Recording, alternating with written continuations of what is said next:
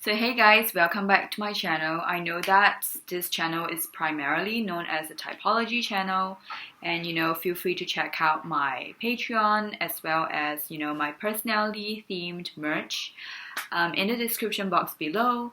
But I am currently kickstarting a new series that is going to be about book and film reviews.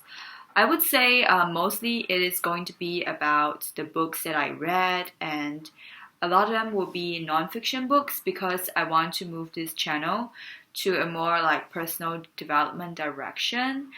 And I hope that you enjoy this new series. And today, the book that I am going to be summarizing is this book called 12 Rules of Life, if you can see it clearly.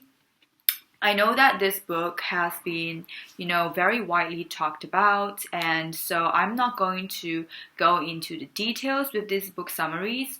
I am going to, however, talk about how this book has impacted me and the points that I have learned from this book so that you can also, learn something from this and maybe even decide whether you want to have a read. You can access this book through the link in the description box as well as the comment section if you want to further your knowledge by reading the whole book. So this book is by Jordan Peterson. He is a Canadian psychologist as well as a lecturer, and he is quite controversial, and I think regardless of how you feel about him as a person, you can still enjoy this book. This is my opinion.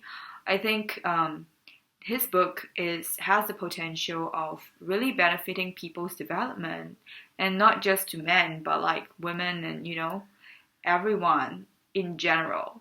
That is why I am going to be talking about the main points that I learned from this book and the main points that I think are very helpful to me as a person.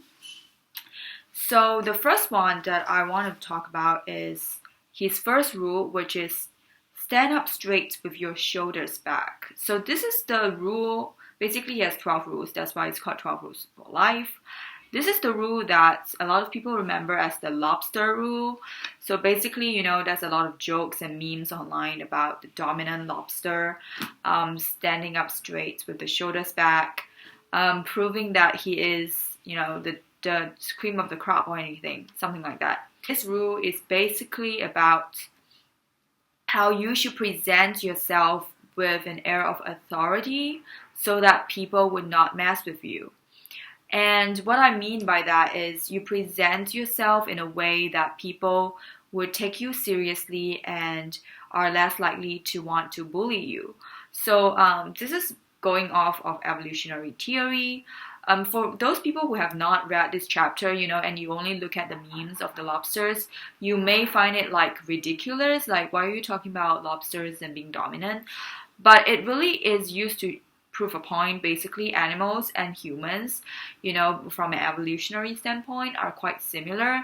So, if you are giving off vibes that you lack in confidence, for example, by slouching, by kind of not daring to look at people in the eye, by giving a vibe that you are vulnerable, people are more likely to take advantage of you. And it can be, in some instances, it can be emotionally, and other instances, it can be physically. So when you look at, instances of school bullying, for example, it is often the case that people pick victims that kind of look scared because they know that you are more likely to bend down to their will. So this chapter is basically to tell you how you can prevent people from taking advantage of you, which I think is hugely useful because you want to present yourself as a person who has confidence. And even if you don't always feel confident all the time, which is understandable, you still want to present yourself in a way that people know that you are able to, fight for yourself when the time comes, so that they are not going to look at you as an easy target. And this can be, in all circumstances when it comes to school, whether it comes to work, or even in relationships. You don't want to present yourself as an easy victim, because then you get like all the bad things happen to you since people think you're weak. And I think it is honestly just a very useful chapter for you to learn, because ultimately you can't really change other people, you can only change yourself. So like, why not start there, Another chapter that I think is really worth noting is rule number 6. So rule number 6 says, set your house in perfect order before you criticize the world. And again, this is a rule that a lot of people really do not understand. Some of these people who are really upset with him are like, why do I have to set my house in perfect order before I do my activism, or before I start to, talk about society's ills and all that? And granted, like, no one is perfect, so yes, you can still, do your activism, you can still criticize society and try to, I guess, exact a change. But, I think that the chapter's importance is really, talking about priorities. So if your priority is not in taking care of yourself, and you somehow put all your energy in like exacting a change on the outside world, to me that's really putting the carts before the horse, because ultimately the energy that we give off and the kind of impact that we can have on the world is based on how we are. So if we ourselves are not in a very stable point in life, for example, we are, in a toxic relationship or toxic friendship, or we are just not in a good place personally, and we choose to not put the energy to, at least make sure that we are in a healthy place first, and instead we try to, change other people or change society.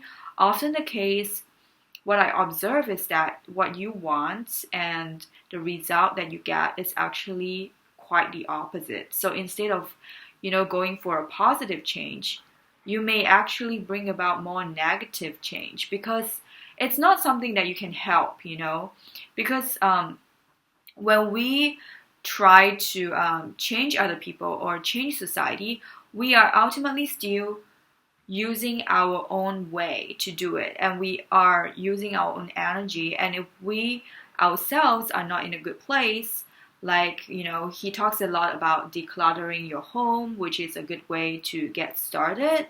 But of course, it is also a metaphorical term.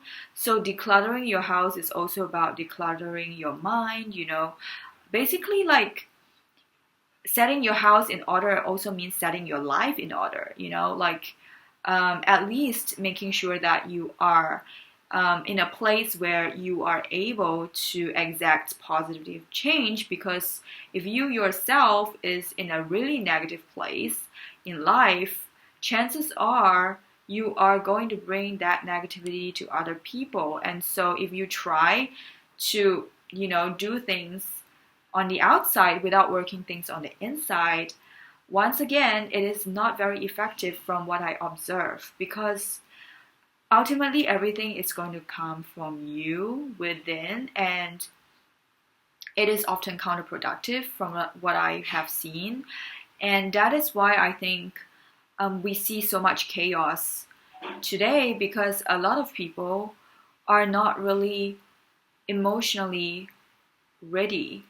And a lot of people are not, maybe in their personal lives and also, in their the way that they relate to themselves, they are not ready to basically take on the responsibility of the world, because responsibility of the world is an even bigger responsibility if you think about it. And this quote, or this chapter also goes really well with a Confucius quote, which I know, Confucius is like often seen as the guy who is always talking about family and all that, but he has a really good quote about society as well. So he said something like, I'm going to roughly translate it because the original version is in Chinese. He said something like, start from yourself, work on yourself, and then, integrate your family. Then you can move towards the society level. Then eventually you are able to bring peace to the world. That is a very rough translation. The original Chinese version sounds way better. But unfortunately, I think most of my viewers will not be able to understand that version. But it really is about,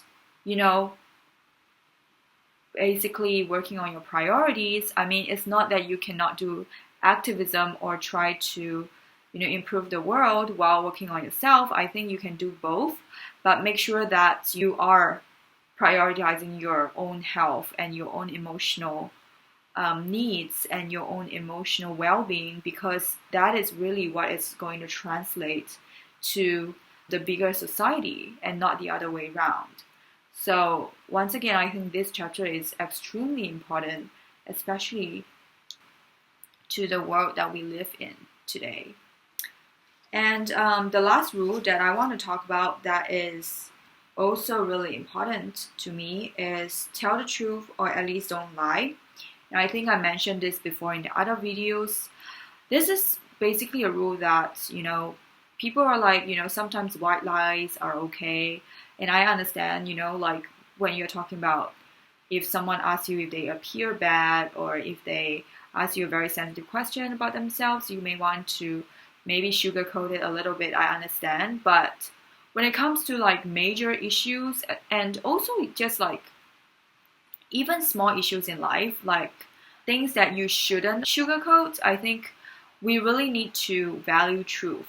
So what it means is that, often we think we want to use lies to cover up situations. We want to kind of get the easy way out. But eventually, you actually get into a greater mess with lies rather than with truth.